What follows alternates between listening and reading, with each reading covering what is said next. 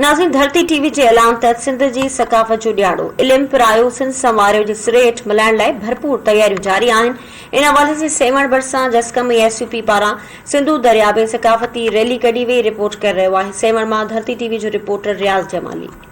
इल्म पिरायो सिंध सवारियो सोहना सिंधी वॾा जाल अथई, सोहना सिंधी वॾा जाल धरती टीवी कयो ऐलान अथई, सोहना सिंधी वॾा जाल धरती टीवी कयो ऐलान।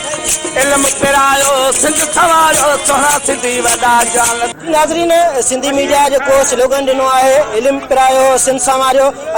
धरती टीवी जे जेको ऐलान ते GSN क़ौमी मुहाज़ ऐं सिंध यूनाइटेड पार्टी पारां जेको आहे सिंधु दरिया जे विच में जेको आहे सो सकाफ़ती ॾियारो मल्हायो पियो वञे। असां सां हिन वक़्तु GSN क़ौमी मुहाज़ ऐं सिंध यूनाइटेड पार्टी अॻुवान मौजूदु आहिनि। अचो त खेनि ॻाल्हि ॿोल कयूं त पाण ही सकाफ़ती ॾियारो कीअं था मल्हाइनि। इल्म पिरायो सिंध संवारियो असांजी बि सिंधी क़ौम खे सिंधी माण्हुनि खे सभिनि खे इहा दर्दमंदाना अपील आहे त पंहिंजे औलाद खे इल्म सां रोशनास करायो, उन्हनि खे लुक आफ्टर कयो, उन्हनि जा राति जो तव्हां होमवर्क जेके चेक कयो, तव्हां स्कूलनि में वञी उन्हनि जी कारकर्दगी ॾिसो, तव्हां उन्हनि जी जेके टेस्टनि जी रिज़ल्ट थी अचे उन्हनि खे चेक कयो।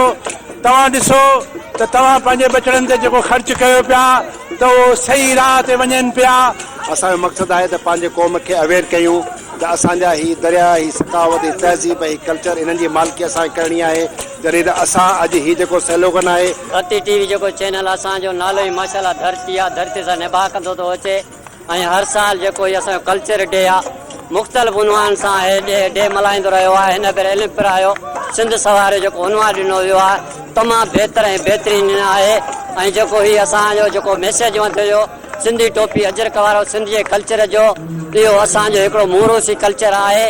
असीं जसदा ॾियूं इन्हनि दोस्तनि खे जिन ही अॼोको ॾींहुं मल्हायो आहे। धरती चैनल जा शुक्रगुज़ार हूं जेको असांजे हिन इवेंट खे अचे कवरेज ॾिनी आहे। सिंध सवारियो इल्मु पिरायो जेको ॾींहुं मल्हाए थो वञे उहो भरपूर GSN क़ौमी मुहाज़ उन में भरपूर शिरकत कंदी ऐं उहो आवाम ताईं माना जेको सो पहुचाईंदा पैगाम त सिंध सवारियो ऐं तालीम करायो।